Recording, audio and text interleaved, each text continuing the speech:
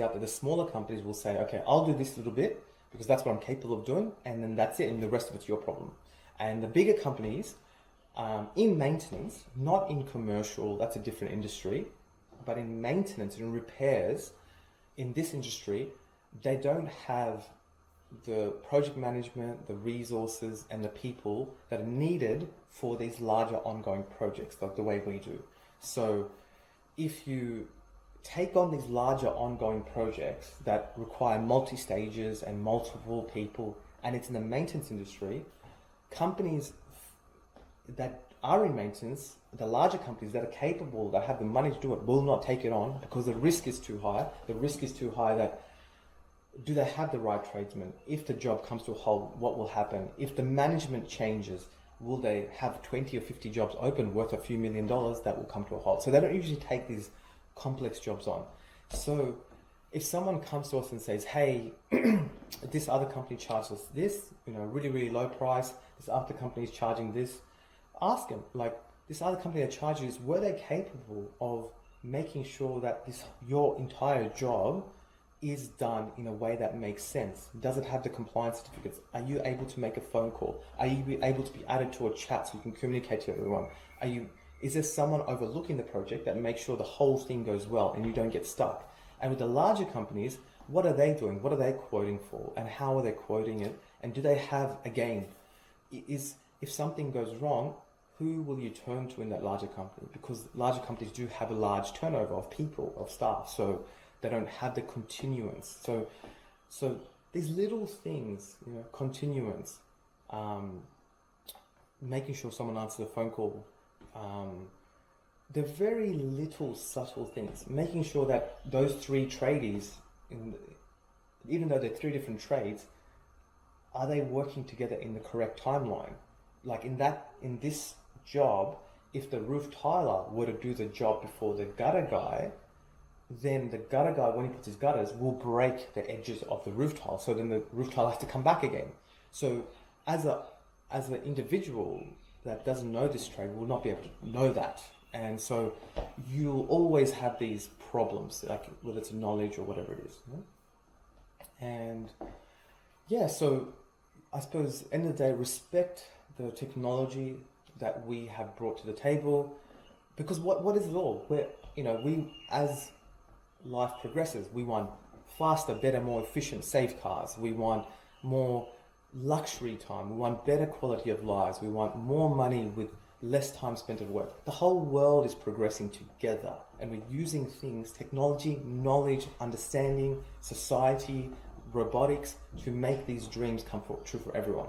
And right now, I think people don't realize in these industries, they're just like, well, he's a plumber, they're both on the same hourly rate.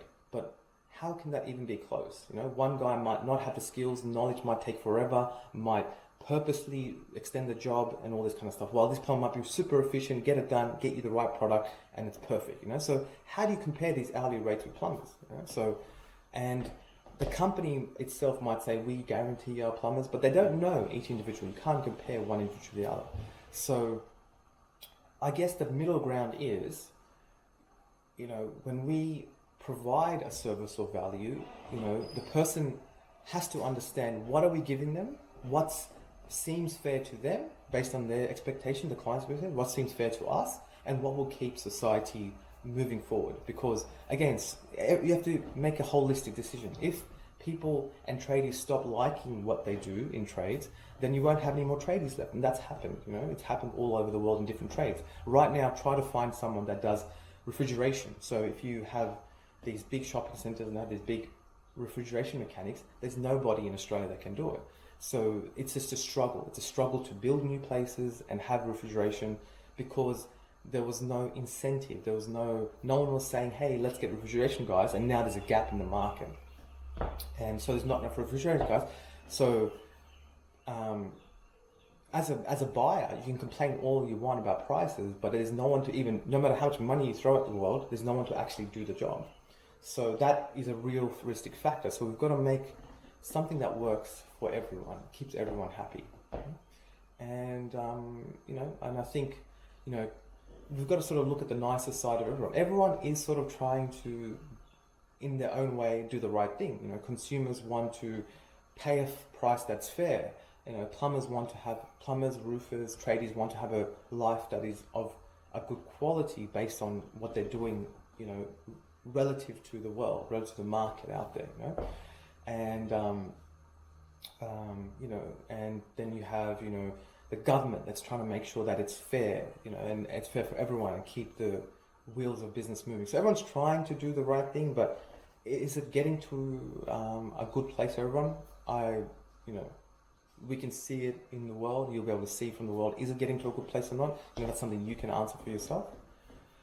And that's about it. And on a side note, in terms of, you know, talking to customers, I did want to emphasize that when you're with a customer and you start showing them evidence, proof, like, hey, look at this, you know, company, look at our Facebook page, this is all the jobs we've done, you know, and then if they say to us, ooh, I really like you, you're great, I really want to get involved, I go, cool, okay.